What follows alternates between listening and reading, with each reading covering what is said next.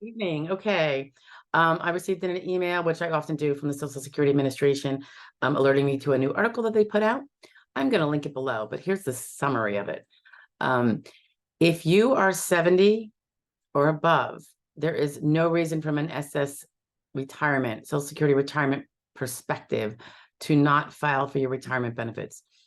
If you are delaying till 70 for that delayed increase that you'll get for delaying, you'll have a much better, much more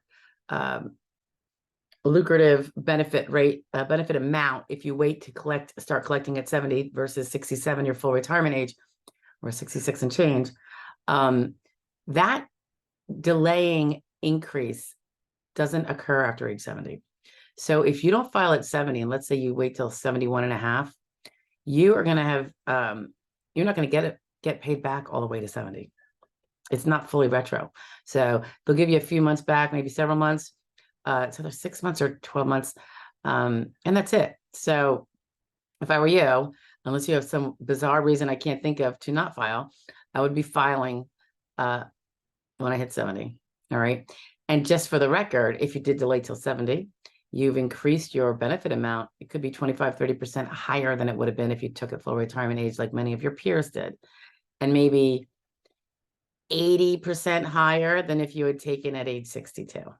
So if what you want is a higher income when you stop working and you can't work anymore, and that ends up being 70 or after, you did probably potentially yourself a favor, because you're going to have a much more comfortable life if Social Security retirement benefits are an important part of your living when you hit 70 or whenever you decide to stop working. Also, a reminder that you can work full-time as much as you want at 70. You could do that as soon as you hit full retirement age. There is no earnings limit like there was before if you were to take early retirement, because then you're not actually retired. But you're allowed to work as much as you want once you are actually de facto of retirement age. So that is a nice little thing to consider. Note that when you do work, let's say you're at the height of your career and you're making, top dollar for your lifetime work, you could feasibly be increasing your benefit amount simply by adding years, 1 or more years, to your roster of years work, because they take the top 35 years of income, and that is what is used in the calculation to determine what your benefit amount is going to be.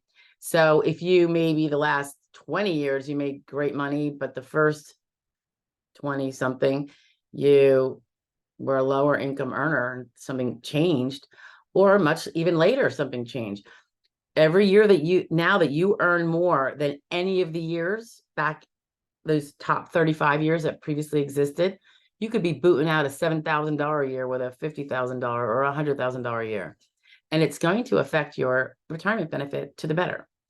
And the last positive thing about waiting till 70, aside from that you get a bigger benefit to live on, and you could still work full time if you want, or part time, or whatever you want to do, is that if you pass away before a spouse who has a work record that is less than yours, and so that your benefit has always been greater than theirs or would be, they will be eligible to have their whatever survivor benefit they may opt for that would be better than their own, a survivor benefit under your work record. If you are to pass, they will get the benefit of that.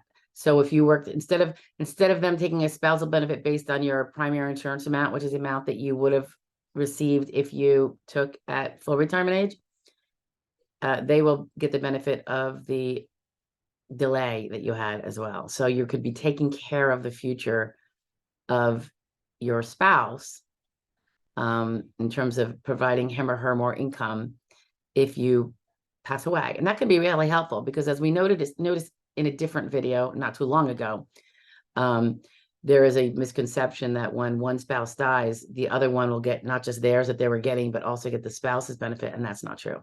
That's categorically false. So maybe I'll try to link that video so you can see that or listen to that, because that's really important thing to know.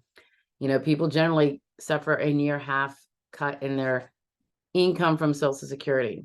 And again, if Social Security is the major of your retirement income, that can be painful. So and when it's a surprise, it can be devastating. So we don't want that to happen. Okay, so if you're 70, get your tickets down to Social Security. You can actually do it right online. File for your retirement benefits. All right, unless you have a really good reason not to, and it certainly isn't going to be due to any kind of growth in the amount because it's not going to grow any further. Okay, all righty. Have a great one, guys. Talk to you later.